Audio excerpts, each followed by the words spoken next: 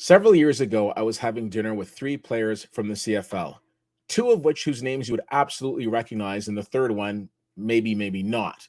Let's talk about him.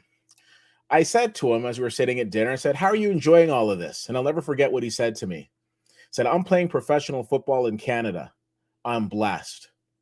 It was such an interesting response, specifically because he was American. And I would think, okay, maybe the dream for him might have been playing in the NFL. But no, he was absolutely thrilled to be playing in the CFL.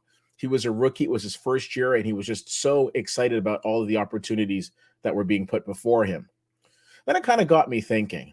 I mean, think about, young boys playing pee wee football with the dream of going on and playing in a Canadian university, for example, or any university, quite frankly. Then they get the opportunity of playing in or getting on a university team, I should say. But what if they don't get any playing time? What if they go to every single practice, they put in all of the work, the blood, the sweat, the tears, and they don't get an opportunity to go onto the field? Or how about those ones who do go onto the field and they play, but then when it comes time to move on, no professional team comes calling? This individual was absolutely thrilled at the opportunity of playing professional football in Canada. Blessed, he said to me. Now, yesterday, which was Tuesday, I was minding my own business in my backyard, barbecuing as I like to do, and I got a text message from a friend.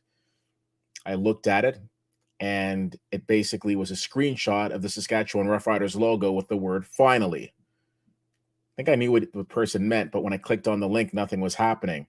Quick search on Google confirmed exactly what I thought. The Saskatchewan Roughriders finally made the decision to release Garrett Marino. Now, I don't take for granted that you watch all of my videos or even know who Garrett Marino is, so allow me to give you a quick recap. Several weeks ago, the Saskatchewan Roughriders, who Garrett Marino played for, played the Ottawa Redblacks. The Ottawa Redblacks had a lot of big free agency signings in the offseason, none bigger than Jeremiah Masoli, the quarterback from the Hamilton Tiger Cats, who had led Hamilton to last year's Grey Cup. In an absolutely despicable play, Garrett Marino, all of 290 plus pounds, went in directly on Jeremiah Masoli's knee, thus injuring him. Now, people will say, oh, it's football, toughen up, these things happen. Tackles happen in the CFL. The intent to injure to the point where a man can't run around and play games with his kids has never been the intention of the CFL. Garrett Marino then celebrated as he was kicked out of the game and celebrated as he was walking off the field, not to mention the fact that there was also a racial slur thrown at Jeremiah Masoli's way. He was given what a lot of people thought was kind of a crazy suspension. They talked about it being the biggest suspension in the CFL history. 4 games. Now, if you think 4 games is a lot, I suggest you ask Deshaun Watson what he thinks about a 4-game suspension. Anyways, he was suspended for 4 games. He said during that time that he was reaching out to Jeremiah Masoli to apologize and continue to do so, to which we found out was not true at all. He served his 4-game suspension and came back, and in the very first game, wouldn't you know, back to his old tactics. To which the CFL on TSN panel even remarked, has this guy learned nothing in his suspension? The answer to that question was no. Because the following week, again, we saw Garrett Marino making questionable tackles.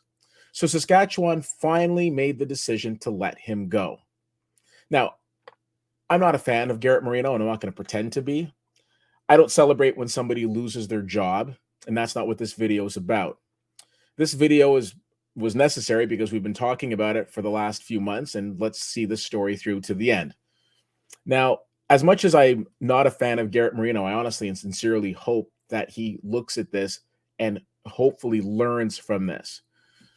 Everything that we've seen so far from him has been smoke and mirrors, saying that he apologizes, hiding behind a statement that the Saskatchewan Roughriders put out, having several black players from his team stand behind him during a press conference to say he's back and he's ready to make amends, posting pictures of his black girlfriend on Twitter as if to say, I can't be racist. Look who I'm dating.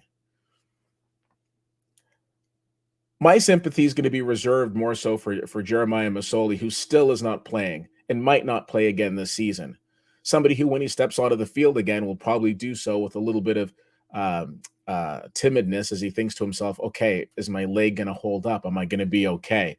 Is somebody else going to come and try to take away my livelihood? Several weeks ago, the news broke that Lisa LaFlamme, longtime journalist from CTV, was let go.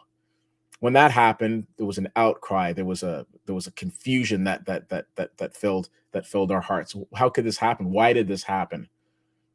That's not going to happen here.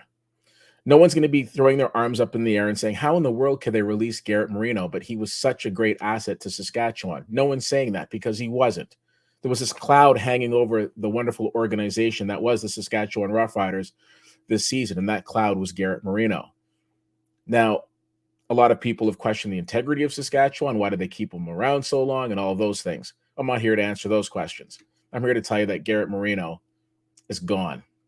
Now, again, I don't take pleasure in somebody losing their job, but as my friend Abby would tell me, you play stupid games, you get stupid prizes. Now, there are a lot of things you could remember Garrett Marino for. You could remember him for being a player who played on the edge, they like to say. You could say that he was a player that was unprofessional, unsportsmanlike. I've called him racist. But when I look back at the saga of Garrett Marino and I think to myself, how will I remember Garrett Marino? I won't remember him in any of those ways. I'll remember him as somebody who had the opportunity of playing professional football in Canada, who had the privilege of playing professional football in Canada, and who blew it.